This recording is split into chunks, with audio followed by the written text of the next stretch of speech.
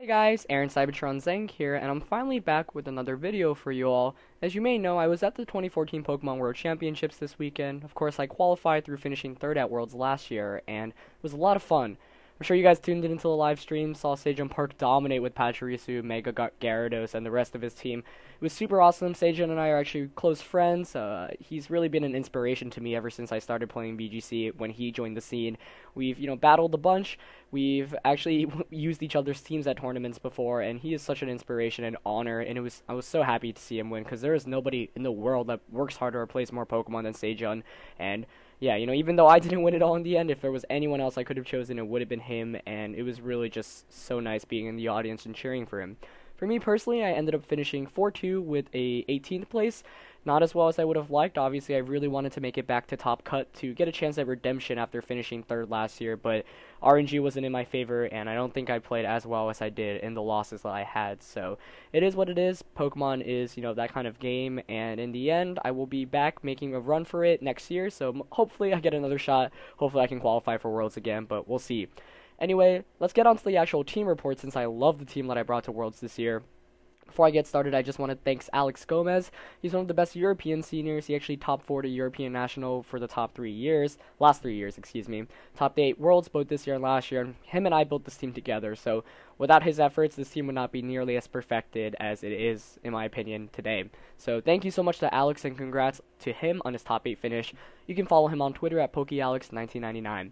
Anyway, finally, let's get into this team. So, when building for Worlds, I knew I wanted to revolve a couple of things. Obviously, Kangaskhan was still by far the best de facto kind of Mega Evolution, so I wanted to use that, but I wanted to take a more bulkier stance at it, not kind of jolly 252 nonsense. I also really wanted to try out Trick Room, which is why you see Gothitelle on the team, and I had some interesting picks, especially in Pokemon such as Hariyama. But let me start off with the first one. So you see Rotom-Heat. Rotom-Heat's obviously one of those really good just kind of support Pokemon because it gets Will-O-Wisp, Overheat, Thunderbolt, and Protect. I went for safety goggles obviously because I wanted to ignore Amoonguss. I wanted a hard way to shut it down, and it was really, really good in testing. Ability to Will-O-Wisp outside of Rage Powder was awesome as well. But obviously Sejun, called this even better, and he went with the Pachirisu. One of the main reasons why he went for Pachirisu was because he knew safety goggles on Pokemon like Rotom-Heat and Zapdos would be a thing. So excellent call on his end, but I went for a bulkier build, 252 HP and 164 special defense with Calm to always survive Specs Draco Meteor from Modest Hydreigon. I knew Modest Hydreigon was probably going to be very common with choice specs, so 4 of my 6 Pokemon are actually EV to survive any attack from it. Salamence actually beats it because it outspeeds it. Farthor was the only Pokemon that it actually had trouble against, but the rest of my team really was meant to just try to shut it down and tank its attacks, which was really nice. Put 68 in defense, obviously, because I wanted more defense to survive on the physical end. For example, return from Kangaskhan, 20 in special attack, and 4 for speed, just to outspeed any 0-speed Rotom. So, just in case, because you never know. So the next Pokemon is Hariyama, and this one is pretty interesting. It's actually the MVP of my team, and I'm really glad I brought him to Worlds. You see the moveset of Fake Out, Knock Off, Close Combat, Helping Hand with the ability Guts, Sitrus Berry, and a pretty complicated EV spread. That EV spread is designed to survive Specs Draco Meteor once again from Modest Hydreigon 100% of the time, as well as Jolly Close Combat from Adaptability Mega Lucario. So really 2 of the most powerful attacks on both the physical and special spectrum. 100 obviously into attack, and 4 was left over, so I just put it into speed. It would not go into any of the other stats accordingly, but the 4 in speed, just in case I ran into any other Hariyamas, I could actually outspeed it and fake out it, because you never know. I went with Sitrus Berry instead of, say, Assault Vest, which is, I guess, more common on Hariyamas that you see in competitive play, because I really wanted bulk on this one, and I wanted to be able to, say, tank a Specs Draco Meteor from Hydreigon, heal back up, and you'll see later with my Gothitelle, it makes a bit more sense, because I'm actually running Heal Pulse on my Gothitelle. Fake Out, obviously, just for Fake Out support. Close Combat as its main means of offense. It hit really hard on Pokemon like Kangaskhan, Tyranitar, and even on neutral targets. It was excellent. Knockoff was really fun because I could knock off berries, and more importantly, I can actually get the one-hit KO on stuff like, Edgeslash, because Edgeslash, even at min speed, is faster than my Hariyama. So it would outspeed me, say go for a Shadow Ball and Gothitelle, which would be able to survive, and Hariyama could just knock off it and get the one-hit KO on it. So in addition to getting, rid of pesky items, it was also really good for getting damage on ghost types, in particular the Edgeslash, but also it hit stuff like Chandelure and Gengar this weekend a lot too, so awesome. Helping Hand really worked well with the team with heavy hitters like Specs Salamence, Gyro Ball, Ferrothorn, against, fast Pokemon, and Double Edge Kangaskhan. It allowed me to pick up a lot of one-hit KOs I normally would not, and gives me insurance. I didn't really need Protect on one of the bulkier Pokemon on the team. Gothitelle was my Trick Room user. It actually resembles the Cresselia I brought to Worlds last year, using a Chesto Berry instead of the typical Sitrus/Leftovers. I went with Chesto because I wanted to... the Gothitelle was also actually built to survive Specs Dark Pulse from Hydreigon 100% of the time, which is why you see so many special defense EVs and HP EVs. The bare minimum is actually 252, 244, with the special defense boosting nature. I just put the rest in defense. And, I could often lead Hariyama and Gothitelle, bait the Dark Pulse onto Gothitelle, survive, set up Trick Room, then the following turn use Rest with Gothitelle, and KO the Hydreigon with Close Combat from Hariyama. So, a combination of that really, really worked out, and it really shut down one of the more popular Pokemon that I predicted would be at Worlds. Psychic, main means of offense, Trick Room obviously for Trick Room, and Heal Pulse actually to heal the rest of my team. It was really helpful. One popular move we saw on Gothitelle at Worlds was actually Tackle, which is what both Sejun Park and Shota Yamamoto opted for. I went down the Heal Pulse route. I know Wolfie Glick actually used Heal Pulse as well, so it's interesting to see both, builds of Gothitelle. There were so many different Gothitelle actually used at Worlds this year, so I was just one of the users, but I knew it would be really good, especially with the ability to, Shadow Tag Pokemon and trap Pokemon in. With a team like this, often I would try to get Gothitelle in when my opponent wouldn't have good Pokemon, beat Gothitelle and its partner, then I would try to set up with any of my other Pokemon. Kangaskhan is really one of the main users, but Hariyama and Ferrothorn as well. My next Pokemon was Specs Salamence with, obviously, standard 4 252, 252, Modest Nature, Intimidate, Choice Specs, 2 Fire attacks and Fire Blast and Flamethrower, 2 Dragon-type attacks and Draco Meteor and Dragon Pulse. A lot of people have questioned why I went with Specs over Scarf, and that's because they're two completely different Pokemon. Now, I originally wanted to use Specs Hydreigon in the slot, but, excuse me, I predicted that Specs Hydreigon would be popular at Worlds, and I did not want to risk speed tying with any of them, and I still wanted a Specs Dragon, Scarf Salamence, really not going to do too much in a Worlds metagame where everything is so bulky, so I didn't even need the speed, right, so I decided to go with the Specs variant to get as much firepower off as possible.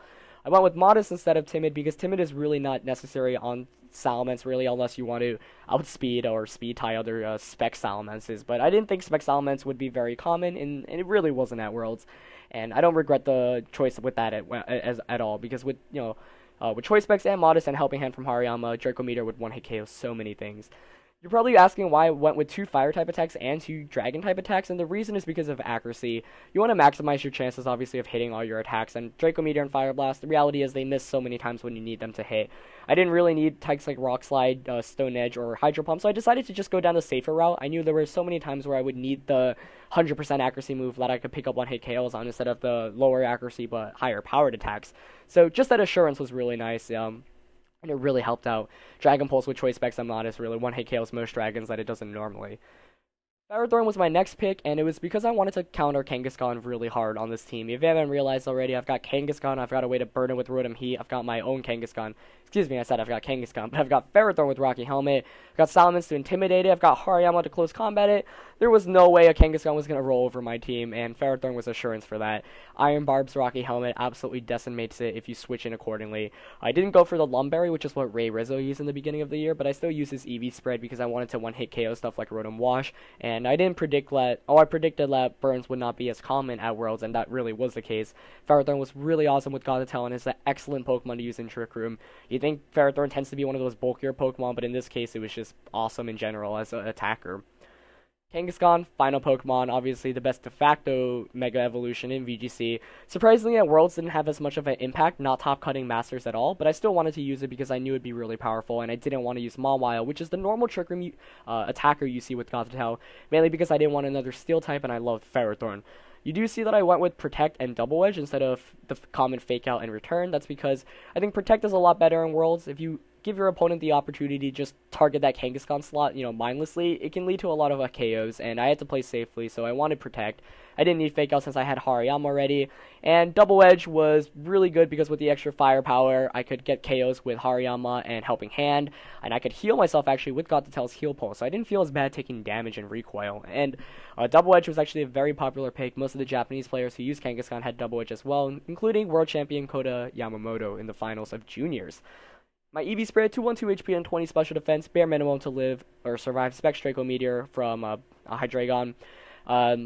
76 attack, 12 defense, and 188 in speed was to outspeed Smeargles after Mega Evolving. That was important as well. And Scrappy ability to actually hit stuff like Gengar, which often has Focus Sash. I could do cool stuff like Power Up Punch it, get a boost, and even if he were to Will-O-Wisp me, I'd still be only, my attack would be slightly reduced. So I really like Scrappy, and I thought it was definitely the ability to go with on Kangaskhan. I really like my Kangaskhan build at the end of the day, but most of my opponents actually countered it really well, obviously because Kangaskhan's such a good Pokemon. So I didn't bring it to a couple of my sets, surprisingly, opting to not go with the Mega at all. You don't need a Mega Evolution to do well against certain matchups, like Sejun Park demonstrating in the finals. He actually never brought his own Mega Gyarados, but Kangaskhan was still a good Pokemon to go to, and if my opponent was countering Kangaskhan that hard, then they probably had some unorthodox choices in which I would use the other Pokemon to beat down. So in general, the team had a bunch of different modes. Hariyama Got-to-Tell was a really common lead. Salamence and Got-to-Tell, trap my opponent right away, get an Intimidated so they can't switch. The team revolved really around Got-to-Tell because you could trap anything, and you would, I'd really be dependent on the rest of my Pokemon to kind of play off that.